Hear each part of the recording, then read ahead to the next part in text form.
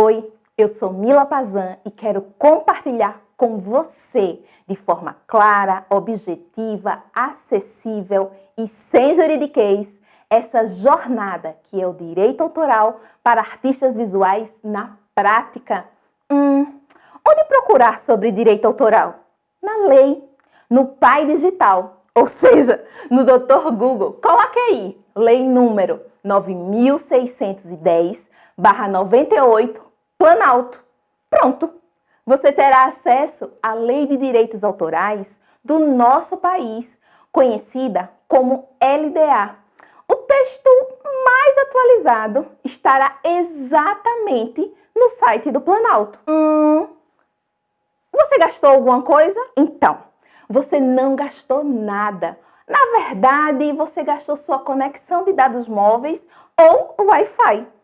Sou obrigada, obrigade a procurar sobre isso? Não, nunca. Você não será obrigado. É só uma sugestão. O que se protege na lei brasileira? Obras literárias, artísticas e científicas. E nas artes visuais, nós temos alguns exemplos. Vamos pensar juntos? Pintura, desenho, gravura, fotografia, arte cinética, videoarte, performance, videoinstalação. Então, quem é o autor ou a autora? Qualquer pessoa física, qualquer ser humano. Mas por enquanto, pois todos nós estamos na era de desenvolvimento dos robôs humanoides. Que medo, né? Mas não precisa. Estamos todos envolvidos nesse universo que envolve a inteligência artificial. O que você precisa fazer para proteger a sua obra? Absolutamente nada. A nossa lei brasileira protege a criação, ou seja, a partir do momento que a sua ideia sai da sua cabeça e toma forma, ocupando um suporte, ela vai ter proteção. Já sei, você escutou que precisa proteger, né? Então vamos lá. Se você quiser registrar, você pode. Acesse o site da Escola Nacional de Belas Artes ou da Câmara Brasileira do Livro, também conhecida como CBL. Desde fevereiro de 2020, é possível fazer o registro lá no site da CBL. Mas antes, era possível também na Biblioteca Nacional, através do EDA, Escritório de Direito Autoral. Além do cadastro e dos documentos que são exigidos, você vai precisar pagar uma taxa, que chama-se taxa de registro. É um universo e eu sei disso, mas vamos lá, é tudo sem juridiquês. Então, se eu fiz o registro, o que é que esse registro vai garantir para você?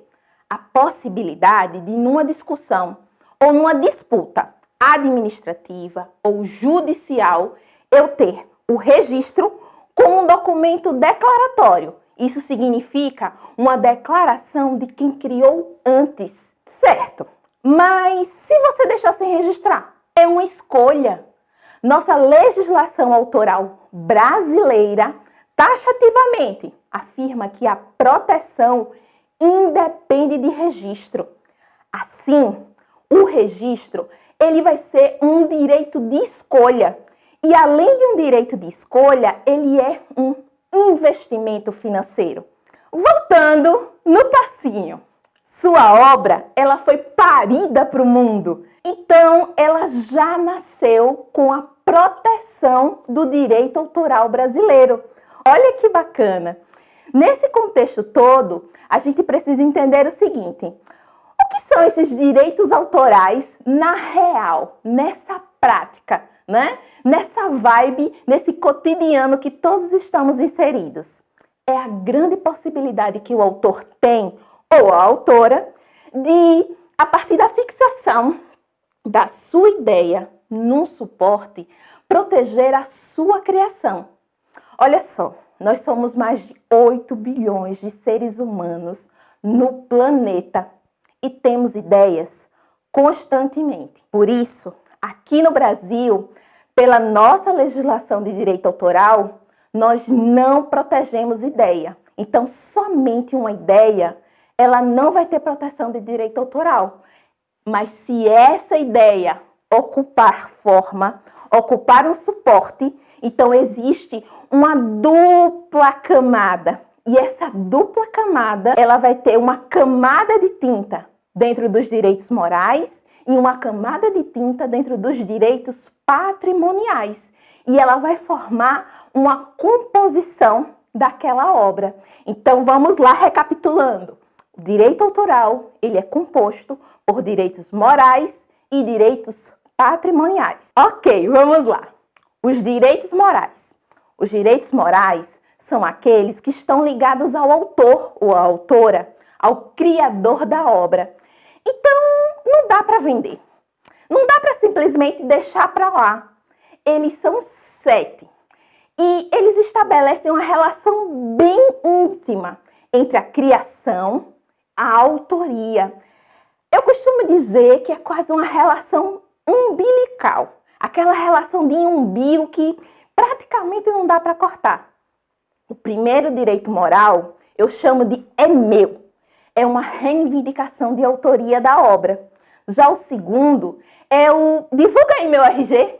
É a reivindicação de divulgação do nome da obra. O terceiro direito moral é o meu precioso. Ou seja, eu não divido com ninguém. É essa possibilidade de que nós tenhamos a manutenção do ineditismo da obra. Já o quarto é o do jeitinho dela. É a possibilidade de manutenção da integridade da obra.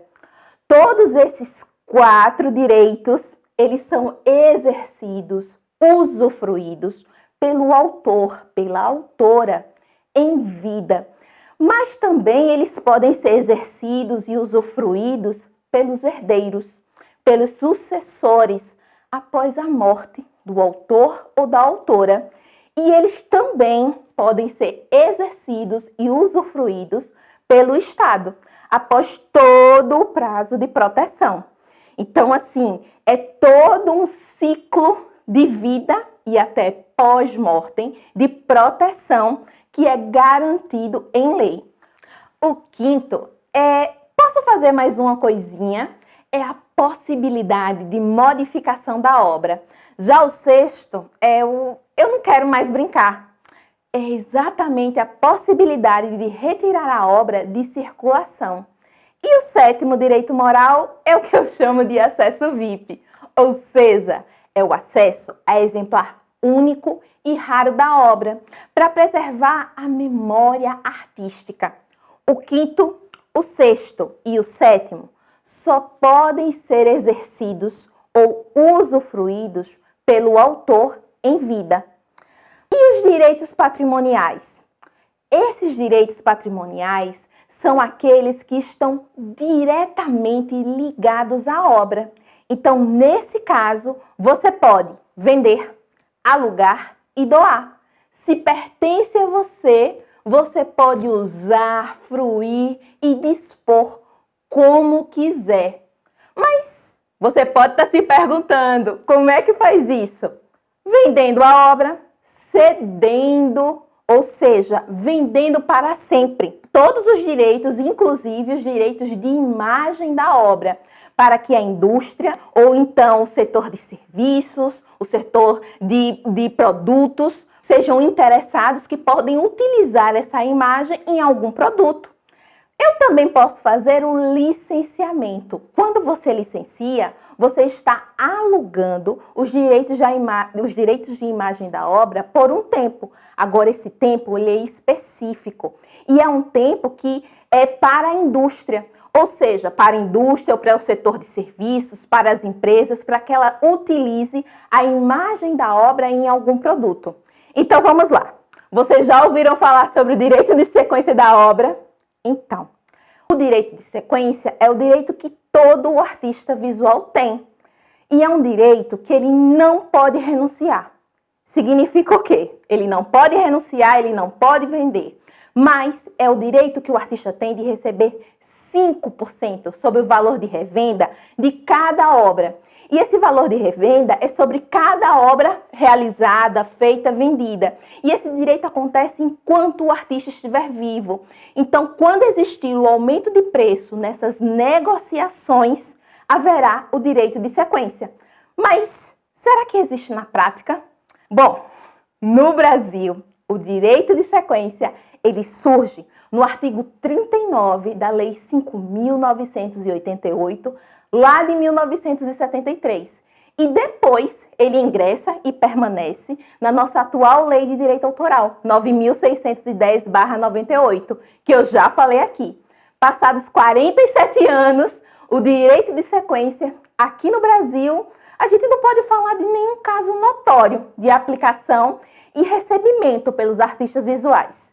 E por quê? Bom, eu acredito que há um desconhecimento dos artistas sobre esse artigo da lei, como também um esquecimento da sua aplicação pelos mercadores da arte, nas suas negociações cotidianas. Além disso, há sempre uma grande informalidade, em muitas das vendas que acontecem, ou seja, essas vendas diretas entre artista e pessoa interessada. O artista, ele entrega a obra, recebe o dinheiro e adeus. Então vamos lá. Por quanto tempo sua obra está protegida? Essa é uma das perguntas mais comuns quando se fala de direito autoral. Pensa aqui, junto comigo. No caso da pintura, do desenho, da gravura, da escultura, da arte cinética, da ilustração, a gente utiliza o prazo que é da regra geral, durante toda a vida do artista, mais 70 anos após a morte. E como é que ele é contado? A partir de 1º de janeiro do ano seguinte à morte do autor. Então eu vou dar um exemplo. Pierre Chalita foi um artista alagoano. Ele criou e divulgou uma série chamada Baile, em 1957. Suas obras, a partir do momento dessa criação, elas tiveram proteção do direito autoral durante toda a sua vida. Mas o Pierre Chalita, ele faleceu em 2010. Então, a partir de 1º de janeiro do ano seguinte à sua morte, ou seja, 2011, houve a transferência dos direitos de autor aos seus herdeiros ou aos seus sucessores. Vamos lá para o exemplo 2. No caso da fotografia, o prazo é de 70 anos, a partir de 1º de janeiro do ano seguinte à divulgação. Mas o prazo é menor? É sim. Por quê? Não há uma explicação na lei. E eu vou dar aqui mais um exemplo para apimentar. O fotógrafo, o Tony Edmond, ele divulgou uma obra chamada Baião, no Salão de Fotografia da Fundação Pierre Chalita. E esse salão, ele aconteceu em 2013. Então, vamos pensar. A obra, ela terá proteção do direito autoral a partir, esse prazo é contado de 70 anos, a partir de 1º de janeiro do ano seguinte à divulgação da obra, então a partir de 2014. No caso do audiovisual, o prazo também é contado da mesma forma que a fotografia, a partir de 1º de janeiro do ano seguinte à divulgação. Então vamos a um exemplo. A artista Marta Araújo, uma artista contemporânea, em 1983 realizou uma performance no centro de Maceió. O nome dessa performance era Apêndice Bruxuleante, pelas ruas do centro. Se ela tivesse registrado como uma composição audiovisual, essa composição audiovisual ela também teria uma proteção. E essa proteção autoral nessa categoria, ela seria contabilizada a partir de 1º de janeiro de 1984.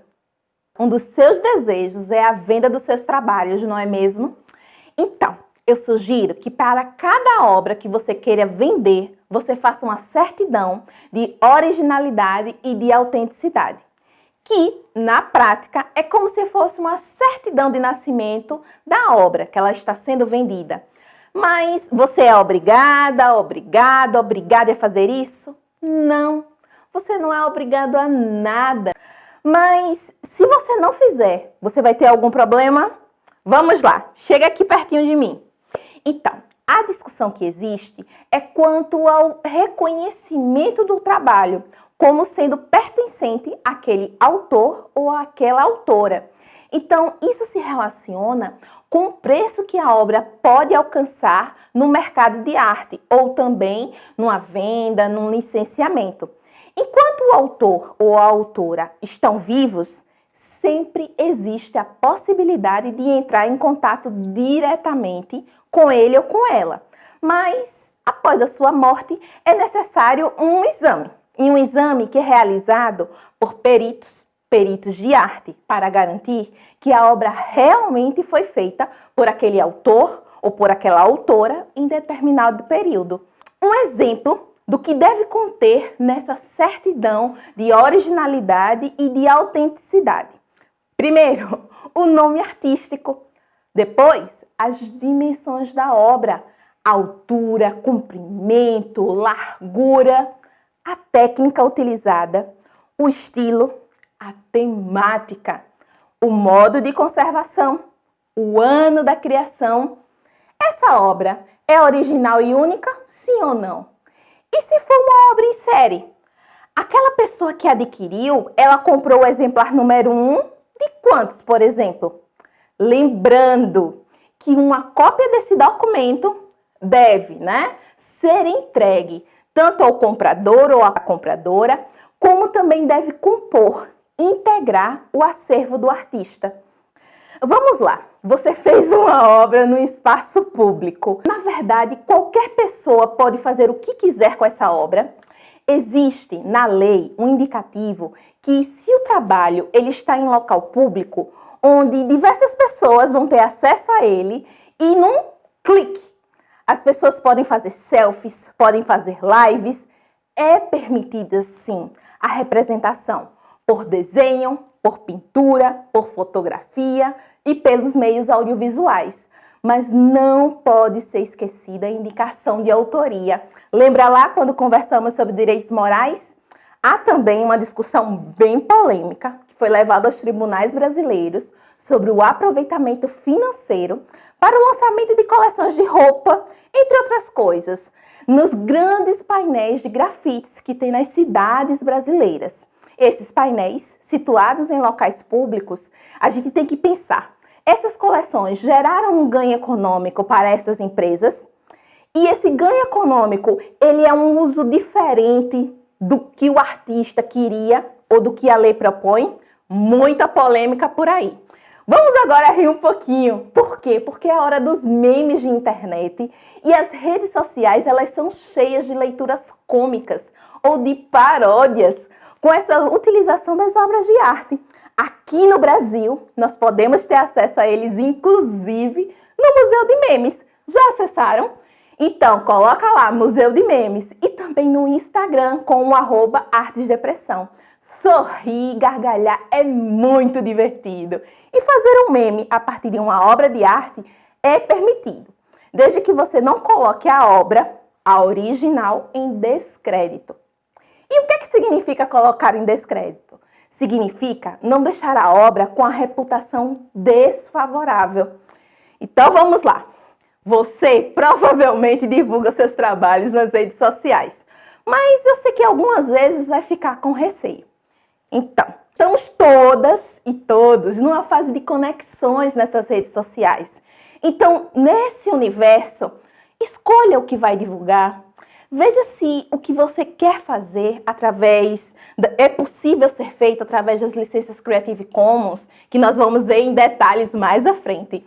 E sempre atue fazendo conexões, conexões com pessoas, com empresas, com órgãos públicos, para que o seu trabalho seja disseminado de forma ampla e, consequentemente, haja uma negociação pelas utilizações.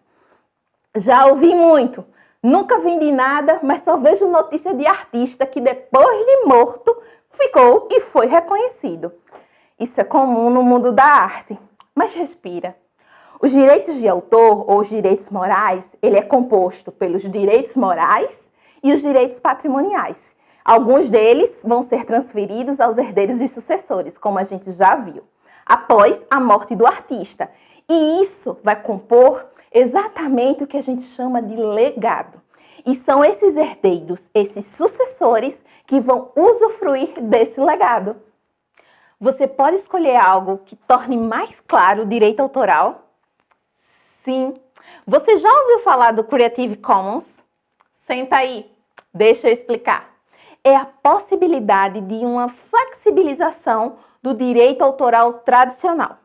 Ou seja, na prática, ainda se tem uma dificuldade para se entender ou saber quais são os direitos que o artista ou a artista oferta ao público para intervir ou não em sua obra. Com o Creative Commons, nós temos uma indicação visual e textual do que o artista quis. E quais são as licenças Creative Commons? Vocês conhecem? Então, provavelmente vocês já devem ter visto algumas delas em algum conteúdo de texto ou de imagem disponibilizados aqui na rede. Então vamos lá. A primeira é a CC BY, chamada de licença Free Cultural. Eu posso baixar, posso compartilhar e fazer derivações da obra original. Mas preciso, em todos os usos, mencionar a autoria. Eu posso também compartilhar a obra original com finalidade econômica ou não. Posso criar uma obra derivada e compartilhar com finalidade econômica ou não. Posso compartilhar essa obra derivada para um mundo, utilizando quaisquer licenças Creative Commons que me interessem. A segunda é a CC BY SA, chamada de licença Atribuição Compartilha Igual. Posso baixar, compartilhar e fazer derivações da obra original. Mas eu preciso, em todos os usos, mencionar a autoria.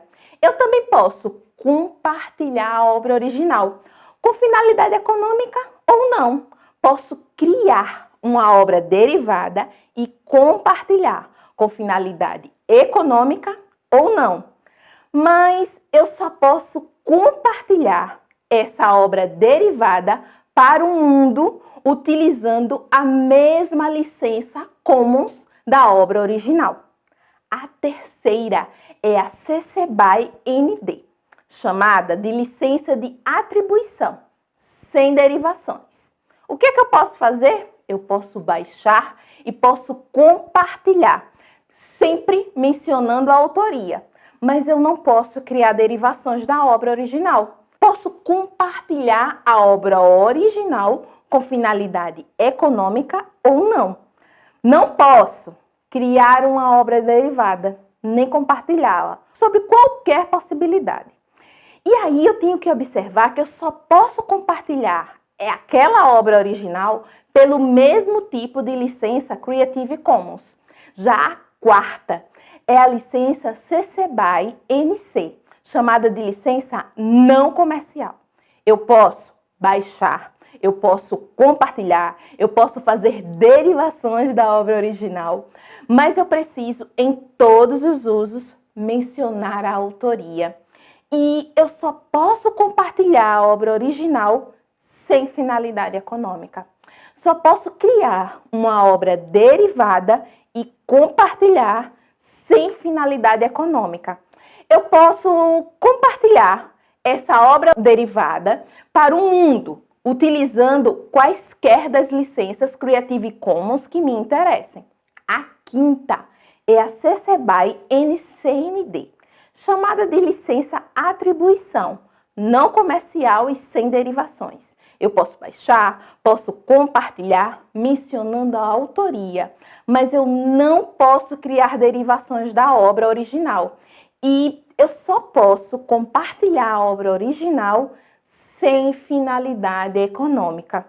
Eu não posso criar uma obra derivada, nem compartilhá-la com quaisquer finalidades. Eu só posso compartilhar a obra original pelo mesmo tipo de licença Creative Commons. A sexta é a CC BY NC SA, chamada de licença atribuição não comercial. Uma licença que compartilha igual. Eu posso baixar, eu posso compartilhar e fazer derivações da obra original, mas eu preciso, em todos os usos, mencionar a autoria. Eu só posso compartilhar a obra original sem finalidade econômica. E só posso criar uma obra derivada e compartilhar sem finalidade econômica.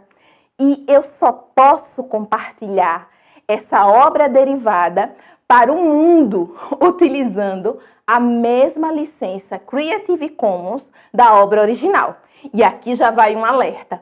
Uma vez que o artista divulga o seu trabalho sobre quaisquer umas dessas licenças Creative Commons, ele não tem o direito de arrependimento. O artista visual e a separação entre a obra e a imagem da obra.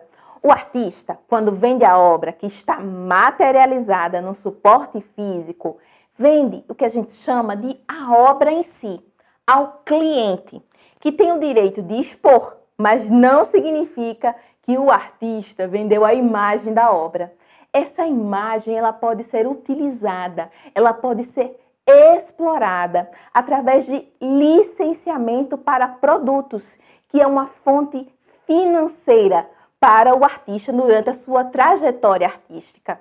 E para doar. Geralmente, os artistas visuais, eles participam de editais públicos para a ocupação de espaços expositivos. E nesses editais, ao término da exposição, já existe uma cláusula que fala na doação da obra para aqueles artistas que foram selecionados. Após a exposição, o artista ele doa um dos seus trabalhos, mas ele também pode doar para alguma organização não governamental, para alguma amiga, para algum amigo. Sempre é muito importante o seguinte exemplo.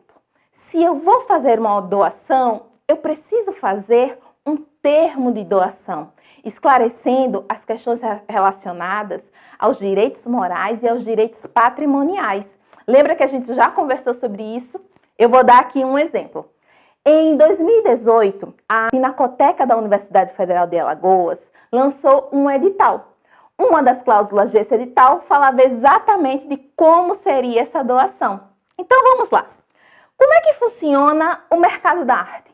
O que é que nós temos?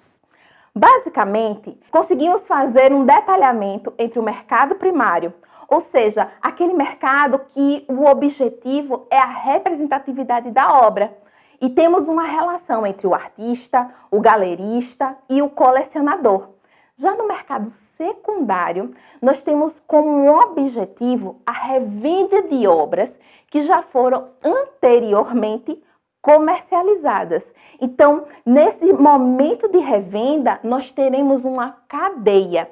Nessa cadeia, nós temos o colecionador, né, que são pessoas físicas, nós temos instituições, nós temos empresas, nós temos fundos de investimento, marchands e leiloeiros. Além disso, uma coisa que geralmente as pessoas se questionam, e principalmente os artistas visuais. Como é que funcionam as releituras, ressignificações, referências? Inicialmente, qualquer derivação, adaptação, tradução de uma obra original que resulte em uma outra obra é o que nós chamamos de obra derivada. Ela vai precisar de autorização do autor primeiro, que a gente também pode chamar de autor primígeno. Por isso que o Creative Commons ele é uma ferramenta que flexibiliza no sentido de deixar estampado visualmente quais são as destinações que o autor ou a autora pensou para que aquelas pessoas que tivessem acesso aos seus trabalhos, né, elas pudessem fazer utilizações e aí houvesse uma disseminação. Mas existe na lei brasileira possibilidade de limitação ao direito autoral. Ou seja, você pode fazer usos sem a ofensa aos direitos do autor ou do criador da obra, como está descrito lá no artigo 46 da LDA. Vou ligar 190, o caso é plágio. Então, gente, tecnicamente, na nossa legislação, a legislação autoralista brasileira, em nenhum dos 115 artigos da LDA existe a menção à palavra plágio. Oi? Então quer dizer que plágio não existe? Não, não é bem por aí. Comumente nós chamamos de plágio, mesmo que não tenha essa definição na lei. Quando nós pensamos sobre a ideia de plágio, pensamos numa utilização indevida, uma utilização de uma criação. Essa criação pertence a uma outra pessoa, mas, por exemplo, nós não mencionamos que essa pessoa é o verdadeiro autor, né? E se a gente não menciona, nós dizemos que ela pertence a nós.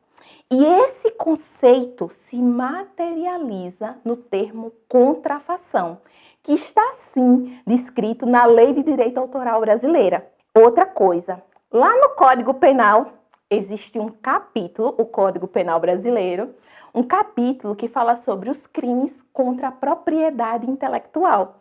E dentro desse capítulo há uma indicação das penas que são aplicáveis no caso de violação aos direitos autorais. Essa indicação, ela é uma indicação que aponta para questões como indenização, retirada da obra de circulação, como também a gente pode pensar em diversas questões que podem afetar não só a obra em si, como o autor e a pessoa que cometeu a contrafação. O que é que não contaram para vocês até hoje? Lembra daquele símbolo que é um Czinho dentro de uma bola? Então, esse símbolo, ele não existe na legislação brasileira. Ele está ligado ao copyright, o direito de cópia estadunidense. Esse direito de cópia, ele é totalmente diferente da nossa legislação de direito autoral. Aqui no Brasil, existem duas associações nacionais de artistas visuais que atuam com essa negociação e com o recolhimento de royalties. Royalties é o valor pago pelo uso de uma obra. Então, essas associações, elas lidam com essa negociação, com a cessão, com o licenciamento de obras. Elas representam esses artistas. E aí nós temos a Associação Brasileira de Direitos dos Autores Visuais, a AUTIVES, e nós temos também o Instituto Nacional de Propriedade Artística e Visual, o INPAV. Ambas têm página no Facebook e presença nas redes sociais, e a AUTIVES, ela tem o seu site também. Então vamos lá, ECAD. O ECAD não tem nada a ver com artes visuais. Ele se destina, dentro da cadeia do direito autoral, ao setor da música. E o domínio público? Lembram da regra básica? Toda a vida do autor ou da autora e 70 anos após a morte? Então, as obras que entram em domínio público após ter expirado, ou seja, terminado o prazo legal de proteção dos direitos patrimoniais do autor ou da autora. Quando o artista, ainda em vida, opta pelo direito de escolha em propagar toda a sua obra ou parte dela, ela vai cair em domínio público, dando a oportunidade para que qualquer um utilize, intervenha, componha obras derivadas e explore, economicamente ou não, essas obras. Observando o seguinte, que elas devem ter um zelo, uma integridade mantidas pela sociedade. E essa defesa, ela acaba sendo um atributo do Estado.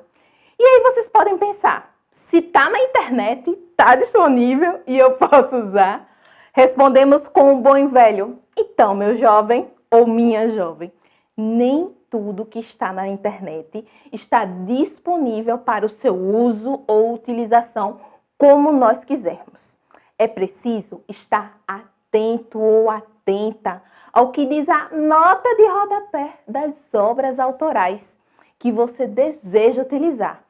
E se as obras elas não têm nenhuma referência explícita ao que o autor quis ou que a autora quis, lembrem-se sempre dos direitos morais e dos patrimoniais e as possibilidades que vêm com o uso sem ofensa, que está lá no artigo 46 da Lei 9.610/98.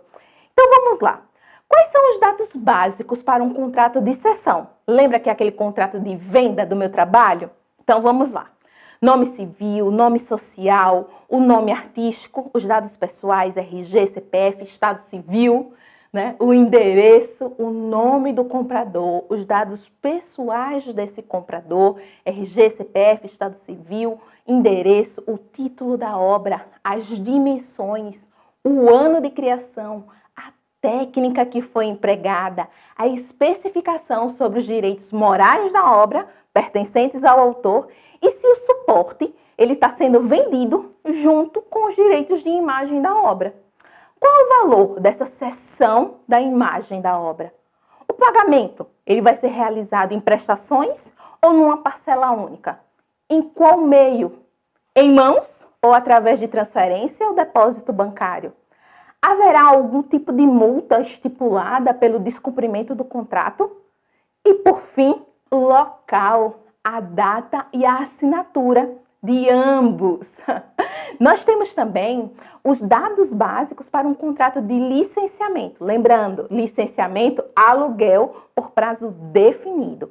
Das imagens relacionadas ao meu trabalho artístico.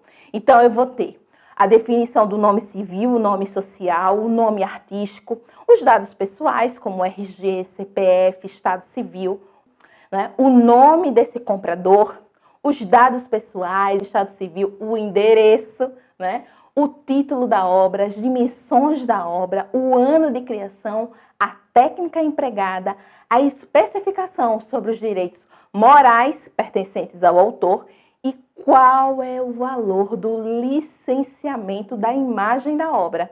O pagamento, ele vai ser realizado em prestações ou vai ser através de uma parcela única? E através de qual meio?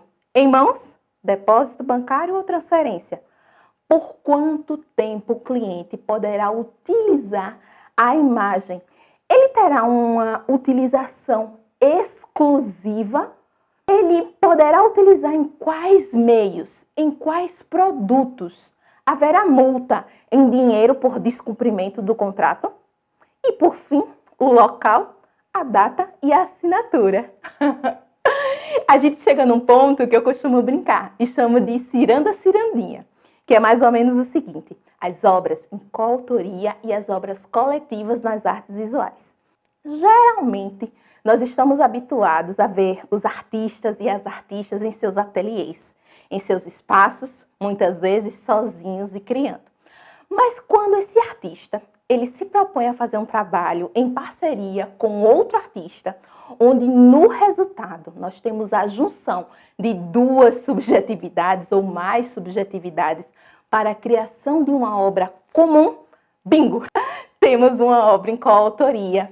Já no caso da obra coletiva nas artes visuais, é quando, por exemplo, nós temos uma exposição coletiva. Em abril de 2019, a Galeria Gama, que é uma galeria alagoana, maceioense, abriu no seu espaço uma exposição chamada Olhar Contemporâneo, onde o curador ele propôs uma narrativa visual, setorizada em alguns núcleos: pintura, escultura, ilustração, arte digital, fotografia, videoarte, performance, instalação. O curador, Rafael Almeida, ele convidou 67 artistas contemporâneos alagoanos que trabalham, que vivem aqui. Assim, temos essa seguinte visão: a obra coletiva, a exposição, composta por 67 trabalhos individuais.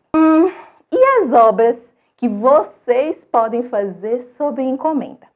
O cliente, na entrega da obra, ele precisa ficar ciente dos direitos morais que pertencem a um autor, bem como dos direitos patrimoniais relativos à imagem do trabalho. Ufa! Um universo, não é? Mas eu tenho muito mais coisa para que nós possamos conversar. Vai lá nas minhas redes sociais, @milapazan, e baixe gratuitamente o e-book que eu construí para você, chamada Direitos de Autor para Artistas Visuais. Tchau!